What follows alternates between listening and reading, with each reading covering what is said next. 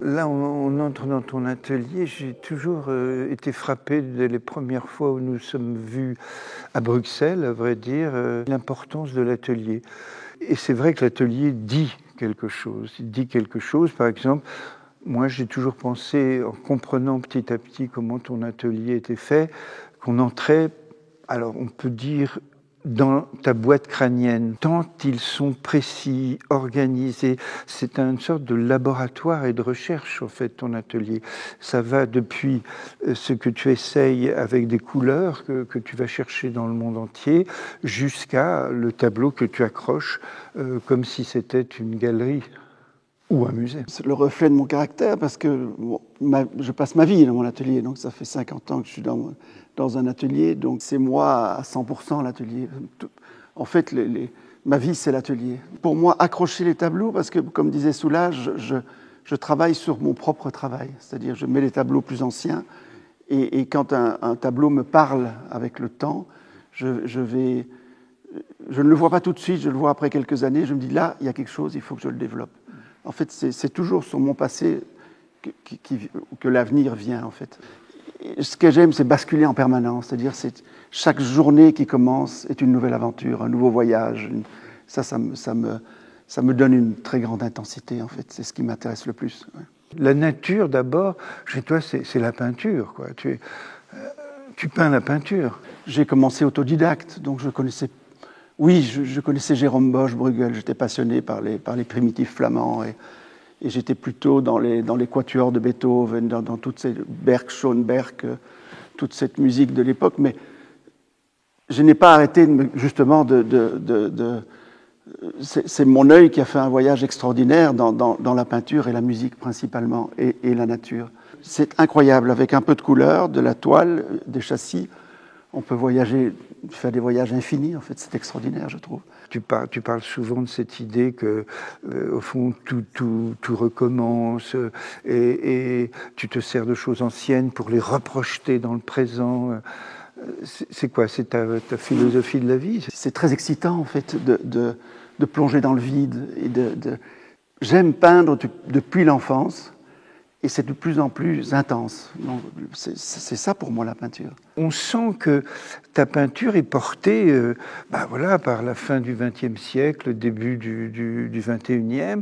Et quand je vois ce tableau, par exemple, ce que je vois, c'est toute une série de façons de faire qui appartiennent à cette manière de représenter, si ce n'est l'image, tout au moins le monde, l'impression du monde, etc. Quand on voit cette construction, c'est très très intéressant parce que on voit d'abord la construction géométrique, puis plus ou moins géométrique, puis au sein de la construction, on voit quelque chose presque de gestuel, de lyrique, puis on voit tout d'un coup en arrière-fond, à travers une image que tu as déjà travaillé, dont tu te resserres, donc tu as déjà fait avec un nouveau cadrage, et tout ça se fait par l'emploi de toutes ces techniques.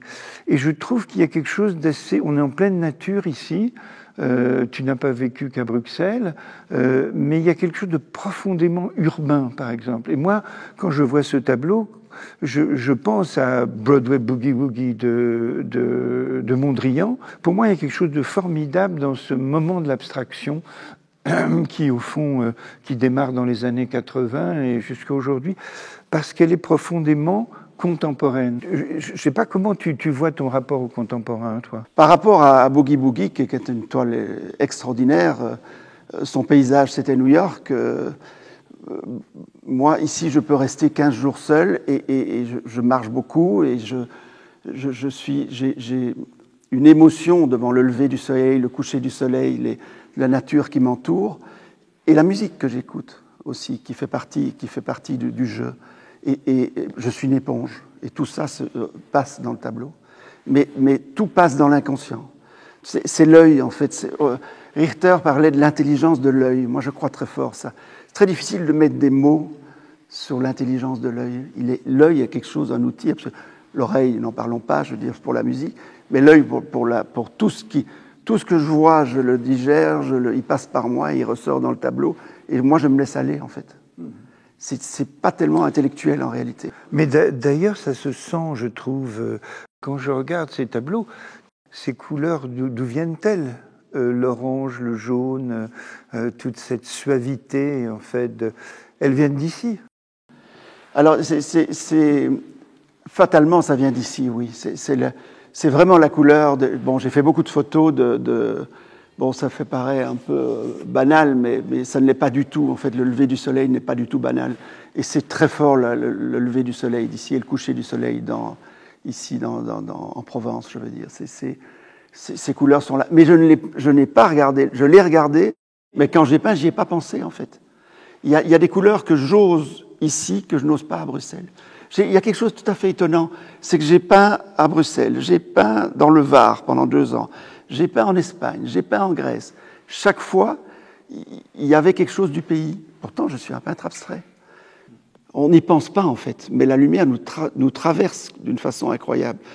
J'ai vécu beaucoup en Andalousie, où il y a une lumière absolument incroyable. J'ai beaucoup peint en Andalousie. Eh bien, ces toiles, elles sont andalouses. C'est très étrange.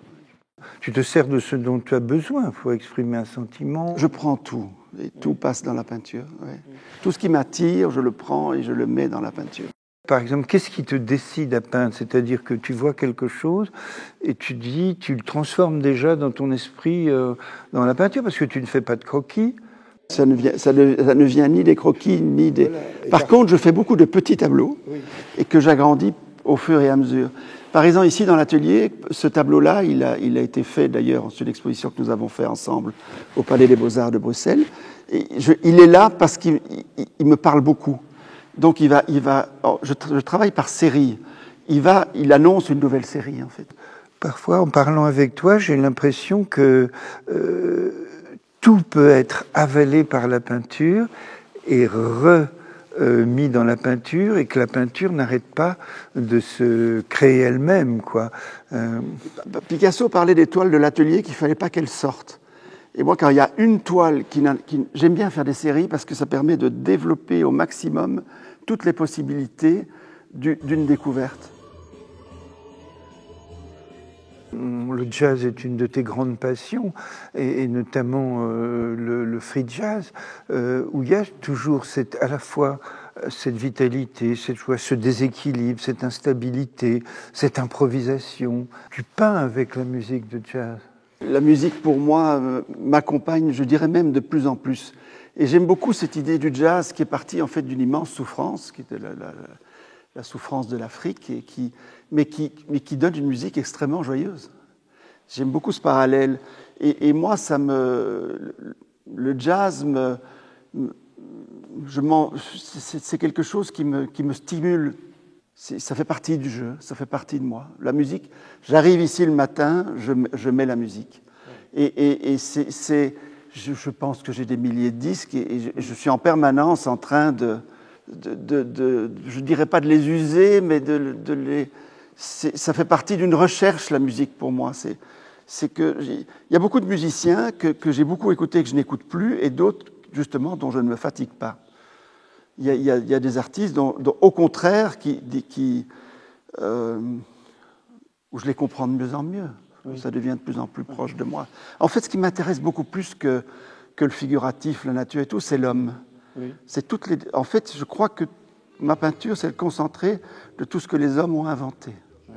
Et je fais partie de je mets une petite brique à l'édifice, c'est l'homme qui m'intéresse. Donc c'est la création musicale, littéraire, surtout picturale. Alors justement, à qui ouvres-tu la porte? Qu'est-ce que tu as? Quand moi je dis en tant que simple et modeste spectateur, mais il y a une joie qui s'exprime, que je ressens chaque fois. Ça veut dire que par rapport à l'époque dans laquelle tu vis, par rapport à... L'époque que je vis est d'une très grande souffrance. Je trouve qu'on est, spécialement aujourd'hui, on est dans un passage absolument dramatique. Moi, je suis un post-hippie, c'était Peace and Love, on ne pensait plus à la guerre, la guerre qui revient, pour moi, est une chose absolument épouvantable. Mais je dirais que l'acte de peindre, comme quand je parlais du jazz, il y a tout ça, mais c'est tellement dur la vie quelque part que moi je cherche la joie. Je ne vais pas chercher je ne vais pas me mettre sur la croix. Je veux dire, j'ai envie de vivre, j'aime la vie, j'aime mes enfants, j'aime mon époux, j'aime mes amis. Je dis, la nature est tellement, tellement belle. J'aime peindre, j'aime la peinture. Si je n'avais pas été peintre, j'aurais été saxophoniste ou j'aurais été musicien. Et si je n'avais pas été musicien, j'aurais été... Mais je pense que les musiciens aiment jouer et aiment exprimer une joie. Je suis passionné par la peinture et de plus en plus, mais c'est pas parce que j'aime ça, c'est tout. Mais c'est pour être avec la peinture une force, sans se payer de grands mots, mais une force positive. Par exemple, sur l'histoire de la porte ouverte, il y a une phrase, on ne va pas dire de qui il parlait, mais il y a une phrase terrifiante. Lui, il ne faut pas le laisser passer devant parce qu'il ouvre la porte et il la ferme derrière lui. Toi, c'est tout le contraire, je veux dire, non? Je parlais de méditation, mais la méditation, c'est quelque chose qui t'emporte très très loin. Ma peinture, c'est comme ça. C'est une méditation. Il y a quelque chose de certainement pas religieux, certainement pas parce que je ne suis pas religieux, mais c'est quelque chose de très intense.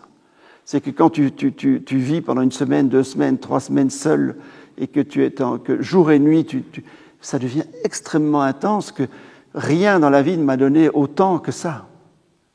Donc, je la concrétise dans une matière, mais je la vis grâce à cet outil, grâce à ce jeu.